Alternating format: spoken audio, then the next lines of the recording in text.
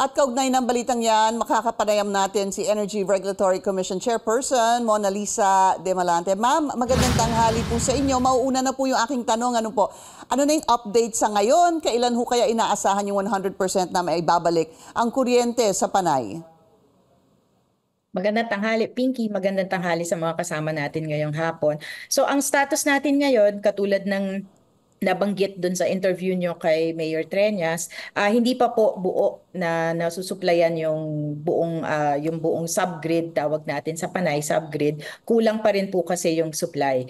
Yung iniintay na planta na papasok ng pagkonsepsyon, inaasahan na magsisimula siyang mag-synchronize sa grid, magsisimula siyang mag-online mamayang gabi. So hanggang bukas ng umaga, inaasahan na mag-stabilize yung supply sa Panay. Ano po ang development? Ano ho ba ang nangyari? Kasi sinasabi nga po ng NGCP ay nagkaroon ng tripping, ng mga power plants. Ang sinasabi naman po ni Mayor Jerry Treñas, it is what is the unstable, ang tawag niya, transmission lines from NG na dulot dahil umano sa NGCP. Ano ho ba yung talagang masasabi nating dahilan na nangyari na blackout dito sa Panay at sa Negros?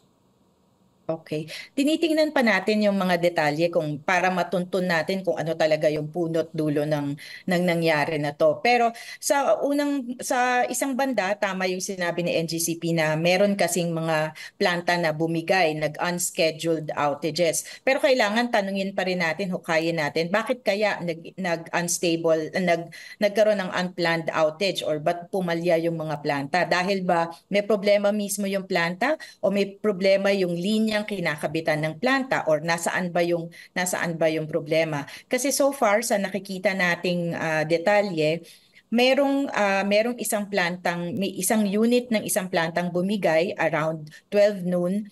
Tapos nag-stable pa rin daw yung linya. So nagkaroon ng mga 2 oras na pagitan bago yung sunod-sunod na bumagsak ng mga planta. So ang tinitingnan natin ngayon, anong nangyari doon sa sunod-sunod? Bakit silang nagsunod-sunod na Yeah. planta? Mga 6 na planta ito na nagsunod-sunod na bumitaw doon sa sistema. At ano kaya ang pwede nating nagawa? Meron bang dapat ginawa doon sa 2 oras na window? Mahabang oras po yung 2 oras. Marami siguro tayong pwedeng nagawang tawag na natin mga protection measures para naiwasan yung grid-wide na blackout sa Panay. So, yun po yung inaaral natin na detalye. Meron po tayong ongoing na investigation ngayon dito sa nangyari sa Panay. And when do you expect to finish the investigation, ma'am?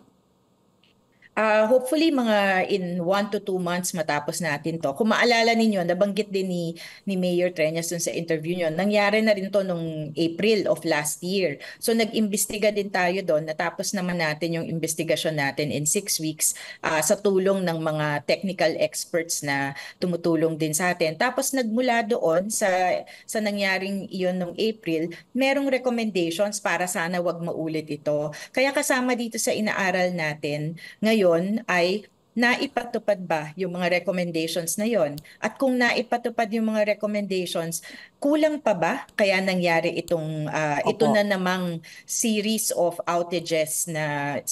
plant outages na nagresulta nga dito sa grid-wide na blackout. So, yun yung mga aaralin natin dito sa pagkakataong ito. Sa simple sigurong paliwanag, because it can be a little complicated, ano ho ang naging dahilan ng power outage noong April 2023? Okay. Yung April 2023 po, ang unang pinagmulan ay nagkaroon ng problema dun sa isang linya. So nagkaroon ng ground fault. Technical po masyado. Pero ang dapat po natin siguro ma-appreciate, nung nagkaroon ng problema dun sa linya, nakaapekto dun sa buong sistema kasi hindi yung isang among the recommendations that were made for the 2023 incident ay dapat closer yung coordination ng mga planta at yung nagbabantay ng linya. So, ang nagbabantay ng linya si NGCP. So, binigyan po natin ng direktiba si NGCP na magpatupad ka ng closer coordination, communication protocol sa mga planta para hindi, kung meron mang bumitaw, mayroong mechanisms in place para hindi magiging parang Domino domino effect. yung effect nung pagbitaw. Opo. Opo. So, yun po yung ang simula nung 2023 ay linya. This one naman, this time around, mukhang isang planta yung napagsimulan, pero sabi nga ang tanong nga sa isip natin ay paano nagsunod-sunod at Yeah. hindi gumana yung mga protection mechanisms or even the tawag natin load dropping Yeah. mechanisms that should be in place. It was a good point, no, ma'am, when you at least ang fact po dito, bumigay ang isang planta. And then you said, pero stable yung linya. Ibig sabihin, yung planta bumigay, pero yung dadaanan niya, stable. Hindi ho ba? But the question is, Apo. there was a 2-hour window. Before nag-domino effect, may iba pang mga planta nagsunod-sunod. Marami hong kailangan aralin doon dahil nga sabi niyo, yung Yes. 2-hour window na yon, what could have been done doon sa 2 hours na yon? Correct.